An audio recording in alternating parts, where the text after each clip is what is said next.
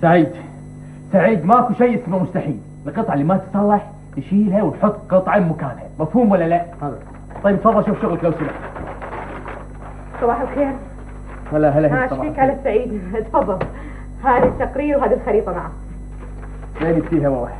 واذا عندك اي شيء للطباعة عطني اياه قبل لا يكونوا مراجعين.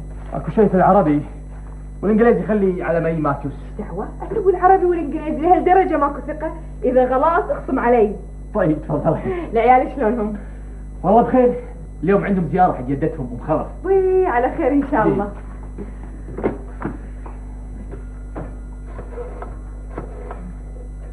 الو هلا، اقول الماكينة صار عليها الجديدة. ايه حطيت لها زيت سويته. لا شغلونا، لا انا شيء بمر عليكم بعد شوي. زين يبوي، يلا يعطيكم العافية. يعطيكم العافية، مع السلامة.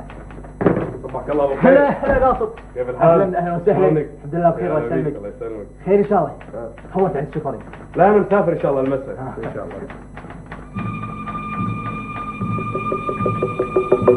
هند؟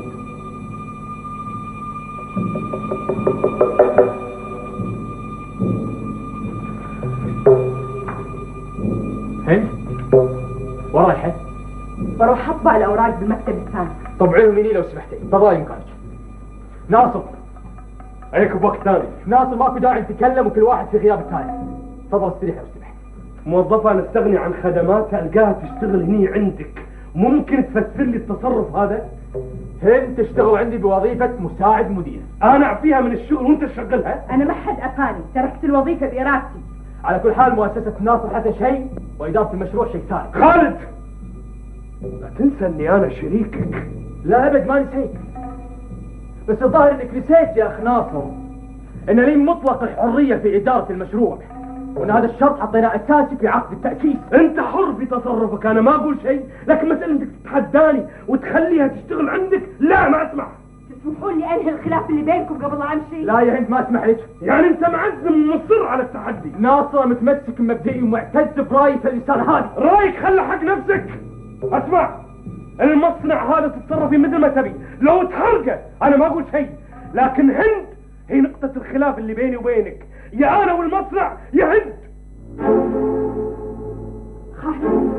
خالد ارجوك لا تهدم اللي بنيته بهالسنين كلها علشاني. هند ارجوك، انت ما انت طرف الموضوع. ما دام ما هي طرف في الموضوع خلني امشي. هند ارجوك. هند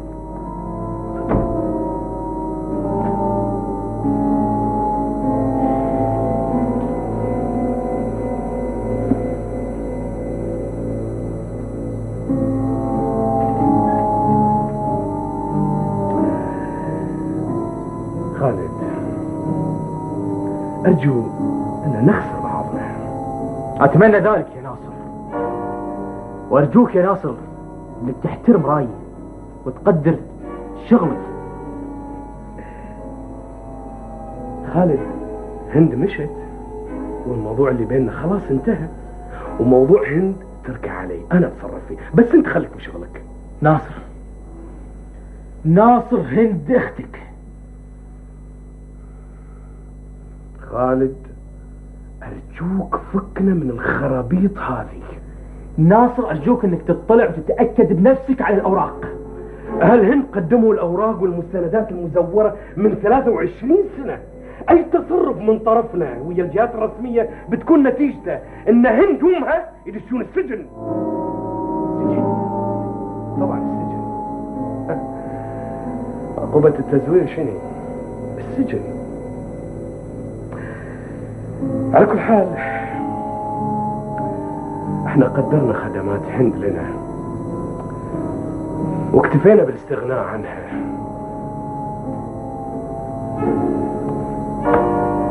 غير كذي ماكو داعي انك تزعلني وتزعل اخوي هلال، فهمت؟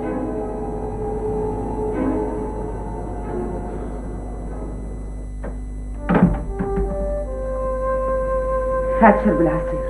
شكرا. أيوة حابة تهديه؟ لا يما ما حاجة. هند ترى اللي قاعد يصير مو معقول، حياتك انت وخالد قربت للضياع. يما أنا عارفة، عارفة إن حياة خالد قاعد تمر بظروف صعبة. انت شايله همه وهو شايل همك. ام خالد كلمتني عن خطوبتك، وخالد شاب زين واحواله زينه. يما أنا خايفة أدخل حياة هالعائلة ويزيد إحساسي بالذنب. أنا قبل لا أوافق لازم أعلم خالد بكل شيء. علمنا بشنو؟ علمه إن اللي تسببت في وفاة أخوه. لا يا هند لا، انت بتوافقين وافقي لكن تعلمينا لا. يعني شلون بالله أخدعه؟ بالعكس انت كذي تحافظين على حياتنا التحطم.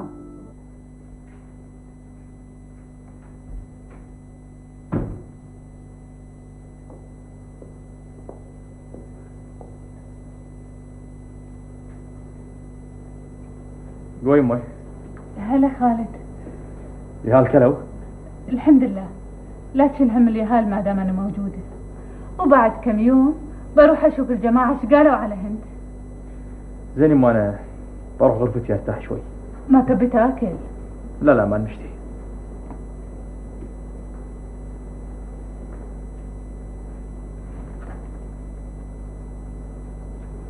جدتي ليش عمي زعلان؟ ماما حبيبتي مو زعلان، بس شويه تعبان من الشغل. لا مو تعبان من الشغل، ليش ابغى عند ميت وياه.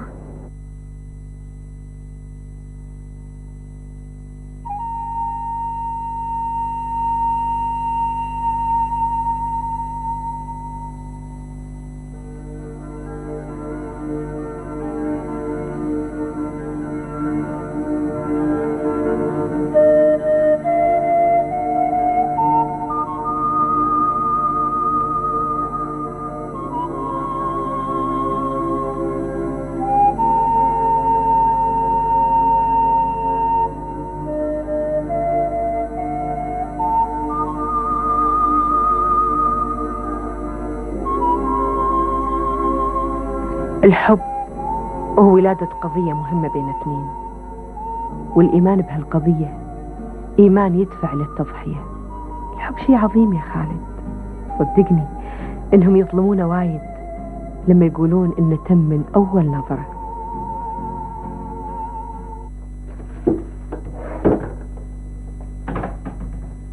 وفيصل وصلت وأنا مستعدة وكاني نازلة. الظاهر هي جاية على حسب الموعد علشان خطوبتك. شو أقول لها؟ فكرتي؟ فكرت يا يما، فكرت. والنتيجة؟ إن ما وافقت على زواجي من خالد معناتها أني تخليت عن هالعائلة، وعلشان كذي لازم أكمل مساعدتي لهم وأوافق. الصلاة والسلام عليك يا حبيب الله محمد.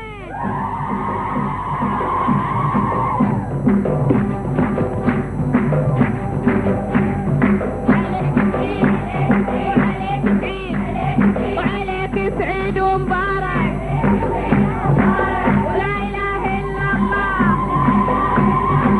ولا إله إلا الله، وعليك بالقبلاني وجمعة الصبياني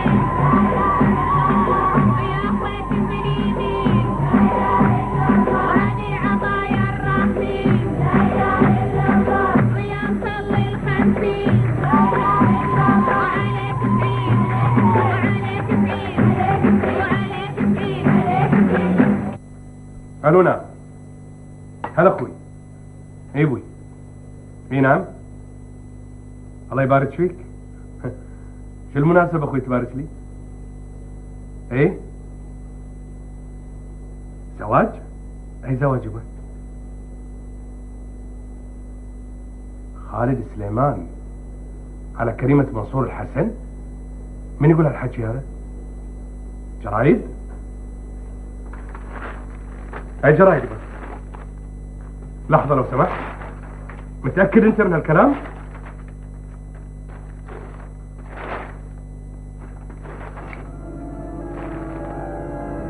ايه؟ لا اخوي هذول ما نعرفهم. العفو. مع السلامة. زواج خالد سليمان على كريمة منصور الحسن.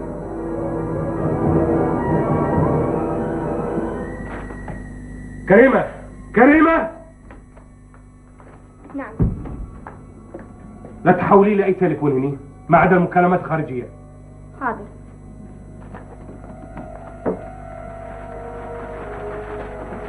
قوة ناصر. أنا أخوي هلال. قريت الخبر المكتوب بالجرايد اليوم؟ ايه قريته. هذا خالد سليمان رفيجك سواها. وهي بعد سوتها قدام الله وخلقه تدعي انها بنت منصور الحسن. لا احنا ما في داعي نسكت. انا من الحين بنزل خبر تكذيب بكل الجرايد. ما في داعي نوسع الخبر ونكبر المسألة، بس خالد هذا لازم نشوف شغلنا وياه، وبعدين ما في داعي للتعامل معاه ما دام انه تحدى شعورنا. والمصنع يا نشتري احنا كله يا يشتري خالد كله.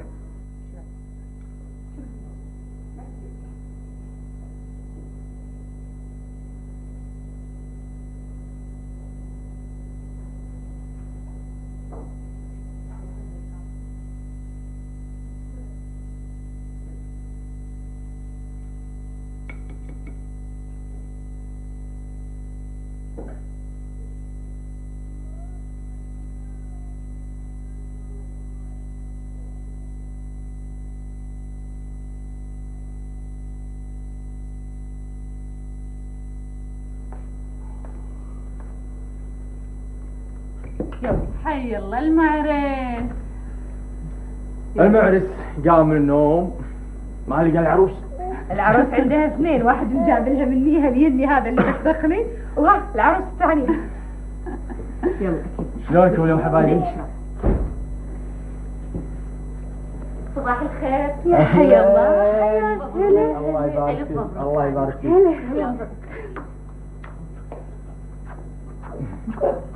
يا اهلا فيك. مبروك. الله يسلمك. مبروك عمتي. الله يبارك فيك. شلونك؟ الله يخليك. شلون شفتي؟ اشوف الا شايله شنطه. اخيرا سمح لي خلاص اقعد معاكم. الحمد لله. الحين زواجنا صار له معنى. حياك الله. ليش خلص من عني؟ علشان عمامي وخوالي. انتي خابره السالفه بعد. ايه خابره. تعالي تفضلي اخذي المهمه عني، ترى هذا فتخني ولدي. والله لو ما انت يا هند انا ولا اجي لهنا. على العموم حياك الله، البيت بيتك. الله يطول عمرك.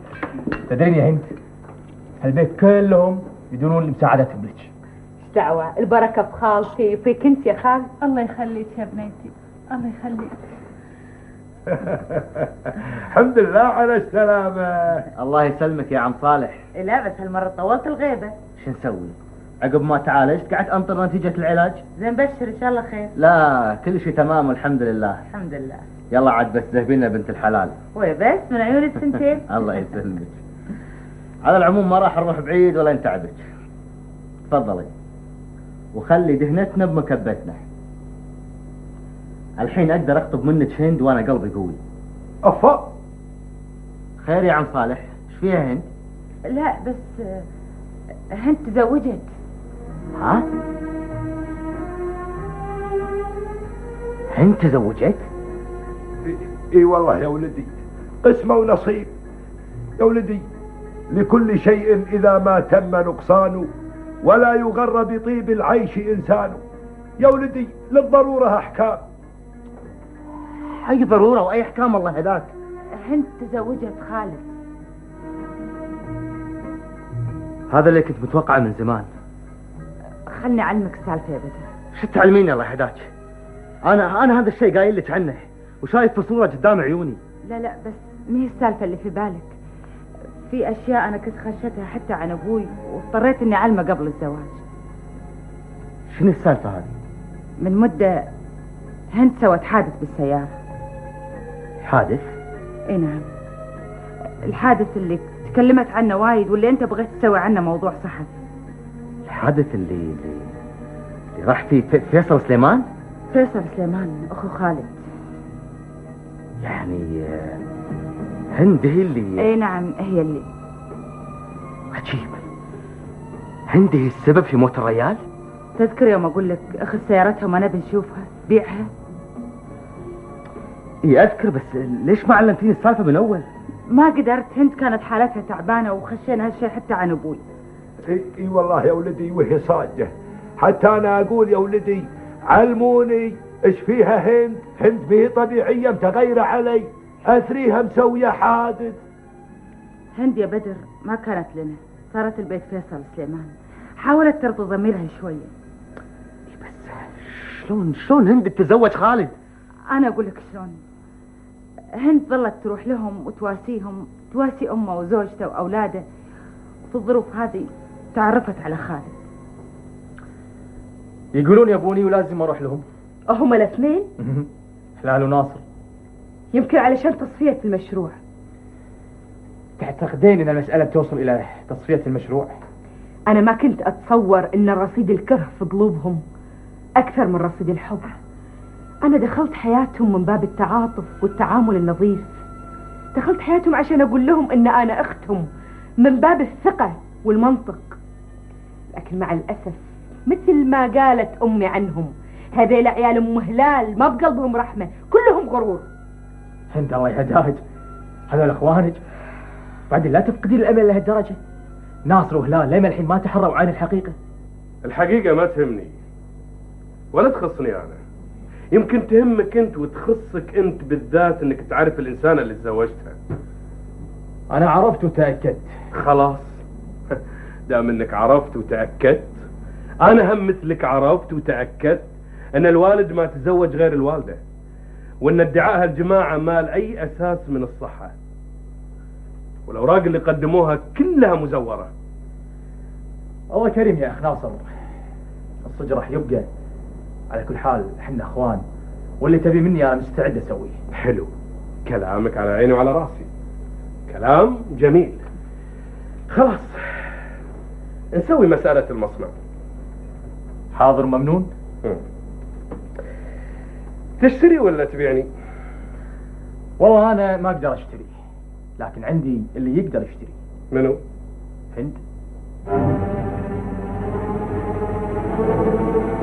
هند؟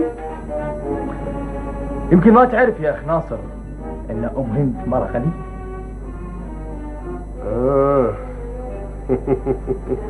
عجيب.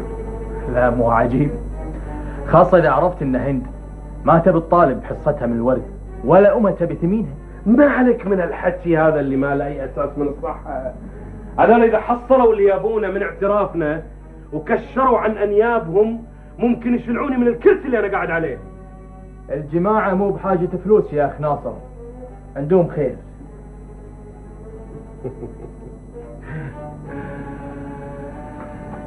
يا خالد، الانسان طال عمرك بطبعه طماع وايد. المهم تبيع؟ لا، ما دام هند هم بيشترون ما بيع. ما تبي تبيع؟ أيا شنو الحل؟ الحل اني اشتري منك. بس انا ما ابيع. خلاص عيل، ما دام انت ما تبي تبيع شوف لك شريك ثاني يشتري. هند امها لا.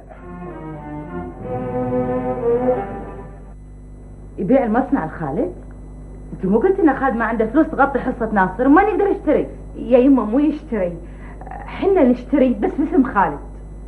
ها، يعني احنا ندفع الفلوس وتسجل بيع باسم خالد؟ نعم يما. يعني المصنع كله بوب تسجل باسم خالد سليمان؟ بالضبط. يعني بعد مدة اكال من هالشق لهالشق. هو ليش يما؟ بذمتك هذا كلام ناس عقال. يما نسيت ان خالد يصير زوجي؟ لا ما نسيت، لكن الواحد لازم يطالع لقدام. يعني ايش قصدك؟ هند، انت واثقة ان حياتك بتدوم يا خالد؟ يعني شنو؟ هند، انا اتمنى ان حياتك تدوم ويا الانسان اللي اخترتيه شريك لحياتك، لكن انا امك وعارفة زين. انا خايفة اي يوم من الايام. لا لا يما، لا خلاص، انا اخترت زواجي مع خالد وخلاص، لا يمكن اعلمه في يوم من الايام. وهذا اللي انا اتمناه، انك تعيشين سعيدة ومرتاحة. هذا اللي تمناه كل ام لبنتها. زين يما، والمصنع؟ لا، المصنع شيلي من بالك، احنا راس مالنا ما نفرط فيه. احنا صدق عندنا خير من الله، حلال واملاك وفلوس، لكن زمن ما يندرى عنه.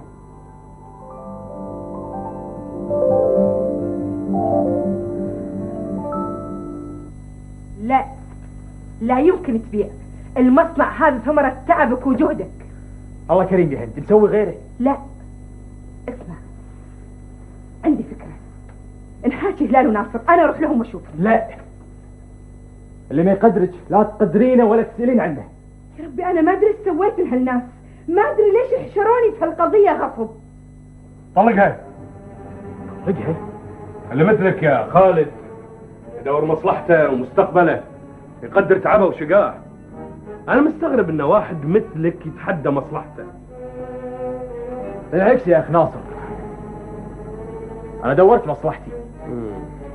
الاستقرار العائلي اللي أنا سعيت له ووفرته حق نفسي وحق بيتي هو اللي ساعدني على الشغل والإنتاج. شوف يا خالد، أنا ما أبي أتدخل في أمورك العائلية، لكن كان بإمكانك إنك تتزوج واحدة ثانية غير هذه. ليش هذه بالذات؟ لا، وعقب ما تكشفت حقيقتها قدامنا بعد. أنا أدرى بحقيقتها يا أخ ناصر. يوم إني بغيت الزواج دورت على بنت الحلال، بنت منصور الحسن. أنت متوهم. هند أختك. لا تقول أختي. يكفي الخبر اللي نزل بالجرايد ونزل روسنا وياه. أفا كل هذا شايله بقلبك منها؟ أنا ولا شيء بالنسبة لأخوي هلال. على كل حال أنت وأخوك هلال أحرار. هند خلت لكم كل شيء.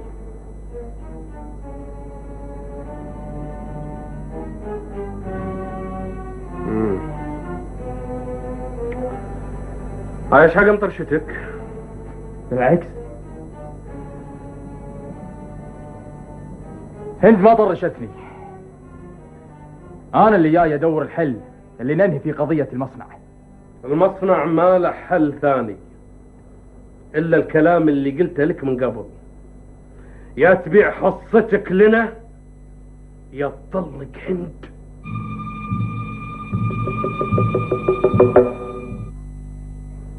لا يا خالد، لا تبيع. سو أي شيء إلا إنك تبيع. خل نفكر بحل ثاني. ماكو إلا الحل هذا، البيع. خالد حرام عليك، تبيع تعبك، تبيع أملك. أنت أملك فعلا يا هند. لا يا خالد، يا ليتني فعلا أقدر أكون أملك. أنت فعلا أملي يا هند. المصنع يولي نسوي غيره، لكن حنا ما نفترق. خالد أنا ماني عدال المصنع، فكر شوي. حرام تضحي بشقة عمرك بسهولة. لكن ناصر مع الأسف حط وجودك وياي عدال المصنع. شلون؟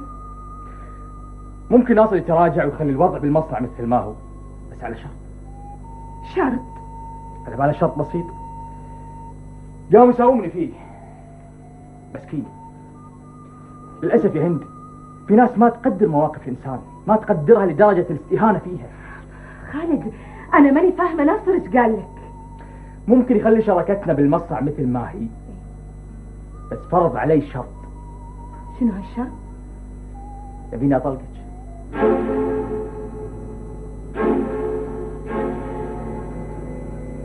ناصر، الله يكره وصل فيه لهالدرجة. أنا وأخوي. ولا يهمك يا هند، أنا أخوك وزوجك، ولا تفكرين بأي شيء يكدرك.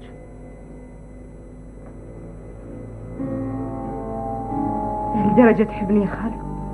لازم تعرفين يا هند انك اغلى من المصنع ومن ثروة ناصر كلها. لا يا هند، لا هند، خل اشوف وجهك، خل اشوفه بس من غير دموع. هند انا ما قلت شيء يزعلك، انا قلت احبك. يا ليت انا يا خالد، يا ليتني استاهل حبك. تفضل. اهلا اهلا بالوليد. شو اخبارك؟ انا جاي ابيع.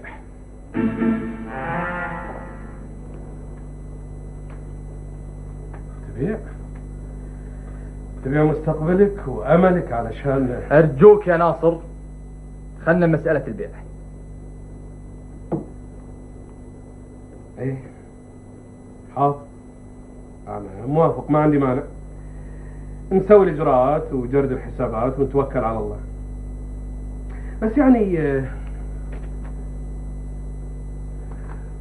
ماني اخوك انا يا خالد.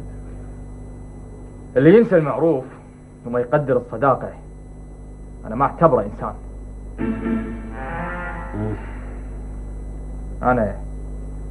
أنا مدين لك بأشياء وايدة يا ناصر.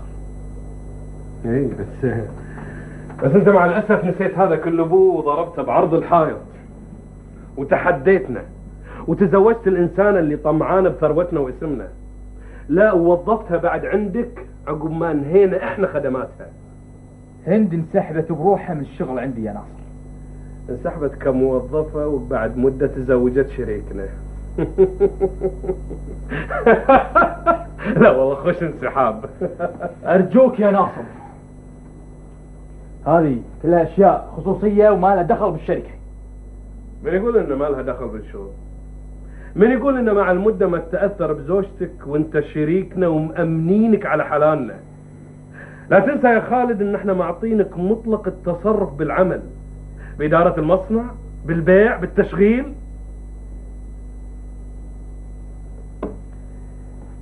الحين بدت هندي نخاف منها. الحين نظرتكم صارت لها كذي. الحين صارت موضوع تهمة وشبهة. أرجوك حط الصورة.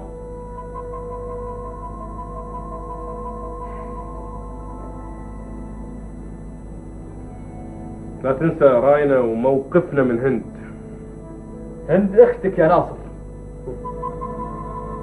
مبروك، متزوجتها خلاص. باكر نذكر بعض يا خالد.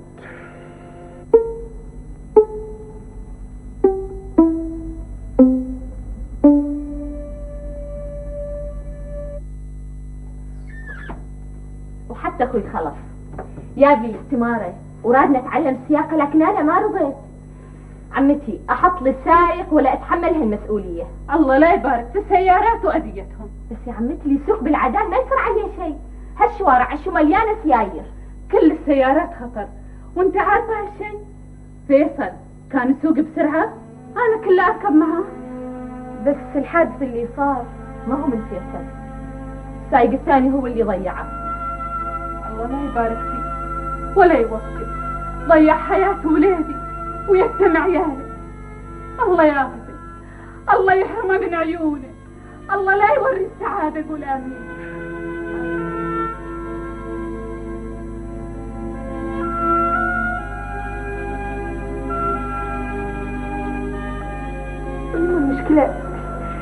المشكلة اني خايفة اخدع خالد.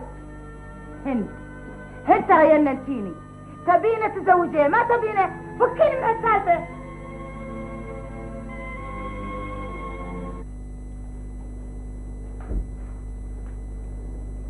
عمي خالد يا عمي خالد يا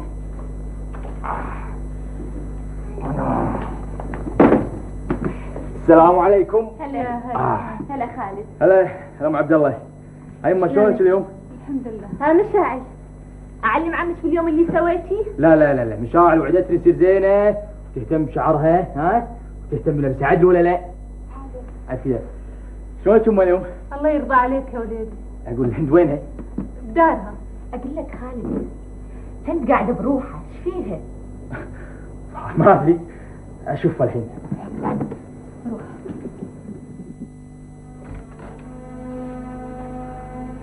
هلا خالد. هلا هند. خير ان شاء الله. شوفك هاي ما تقعدين معاهم. ابدا ماكو شيء، الحين اطلع لهم. قول لي ايش سويت مع ناصر؟ خلاص اتفقت وياه اني ببيع حصتي انا وحياتي، ومن باكر راح نبتدي الجد. ايش فيك؟ حتى المصنع بيروح منك وانا السبب. يكفيني انك السبب في سعادتي. خالد يعني بنت بالضايق؟ بالعكس، تدرين فيني احب الحريه، ودام ان الجماعه بدأوا يتدخلون ابركها ساعه. يكفيني انك مرتاحة وراضية. ضايق خلقك ليش انا زوجتي يحبك؟ لو غيري وحدة كان حست انها تملك الدنيا كلها. وانت ايش فيك؟ انا يما كل ما اشوف معاملة خالد الطيبة لي يزيد عذابي. ليش؟ احس اني قاعدة اخدع هالانسان. ردينا؟ يا يما الانسان اللي يحبها ويضحي بكل شيء علشانها وعلشان سعادتها وراحتها قاعدة تخدعه لانها تخش عنه شيء مهم وشيء خطير.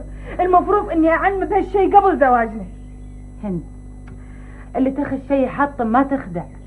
المفروض انك تحسين بالراحة لانك وفرت السعادة حق هالانسان. بعدين لا تنسين انك الصورة الجميلة بالنسبة لخالد لو اكتشف ان الصورة هذه عكس اللي كان يشوفها راح يتحطم.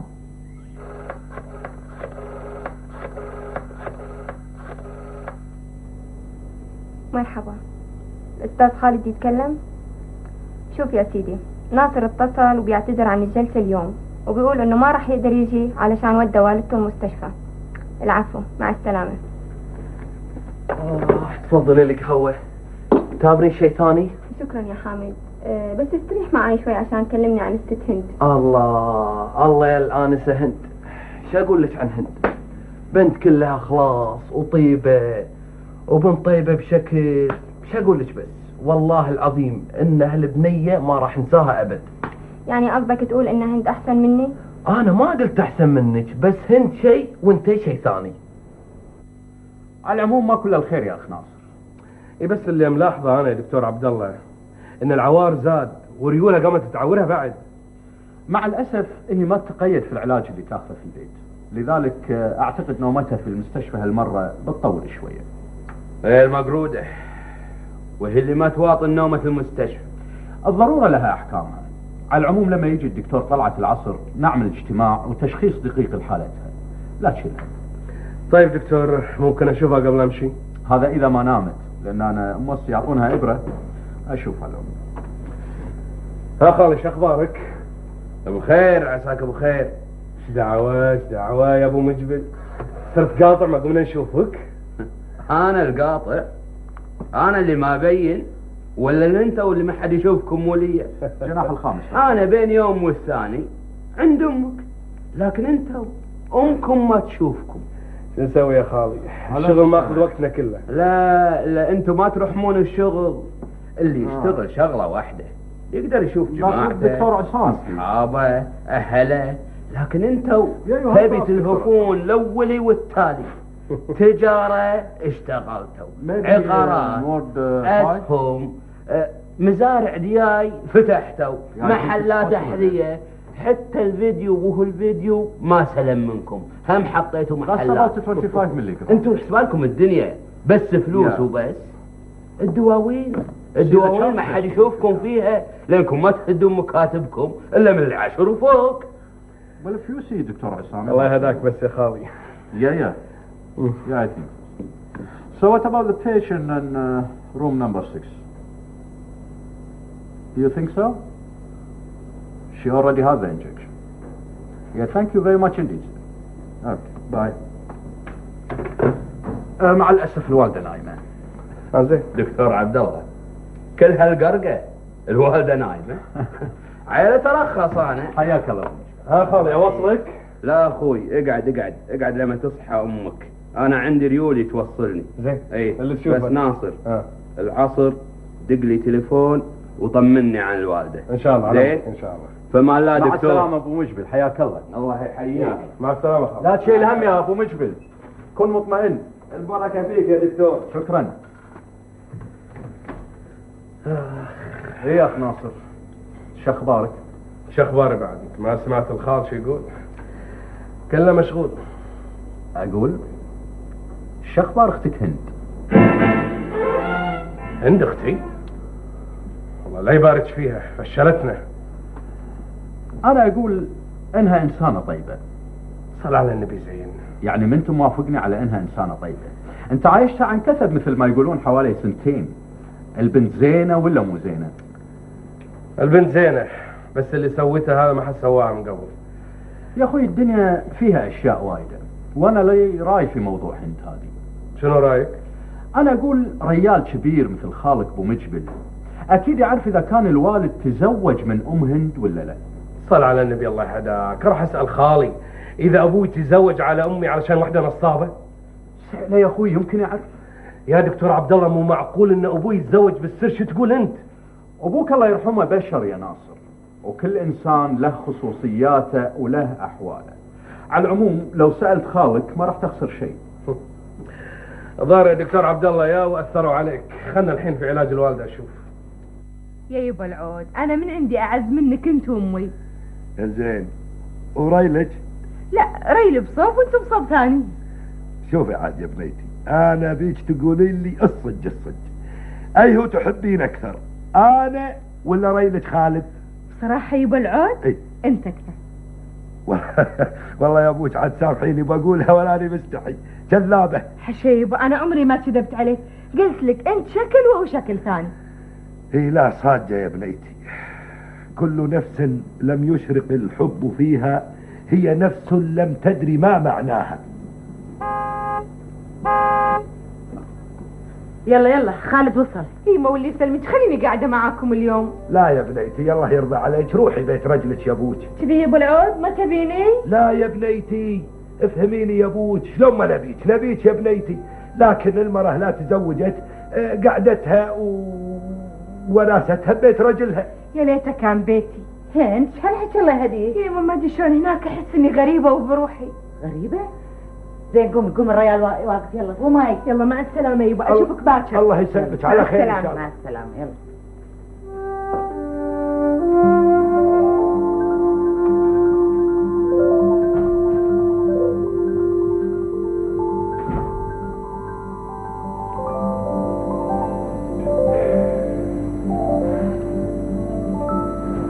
خرت حيلي، متعودة على قعدتها معانا. اي يا ابوك، هذا البنات متعودين يقعدون مع اهلهم، فما ودهم يروحون بيت اهلهم هناك. الله يكون في عونها ان شاء الله. بس هي ان شاء الله مستانسه هناك ببيت رجلها. يبا انت تدري في هند حساسة وايد، واللي شايلتها بقلبها ما حد يحس فيه غيري. شايله بقلبها سالفة الحادث اللي ما هي قادرة تنساها. ايه الله يكون بعونها. ايه مات النهار ابن الضياء فلا تقولي كيف مات، إن التأمل في الحياة يزيد آلام الحياة.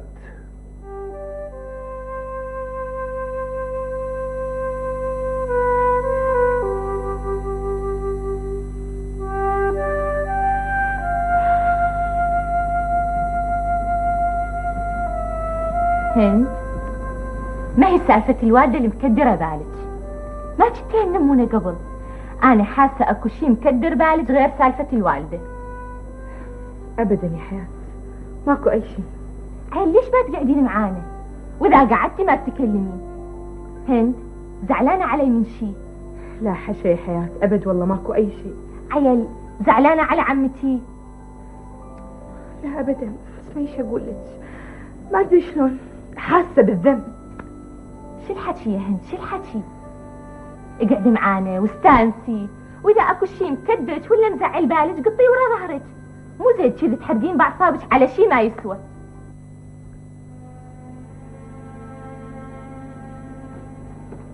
مو معقولة يا حبيبتي تكدرين وتقعدين طول هالوقت من غير سبب. خالد قلت لك ما فيني شيء، ماكو شيء.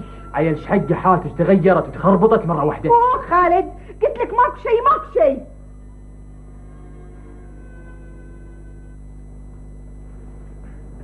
ايوه يا اخي خالد. نعم يا دكتور. اعتقد ان مفيش حمل. طيب دكتور، شنو سبب هالاعراض هذه؟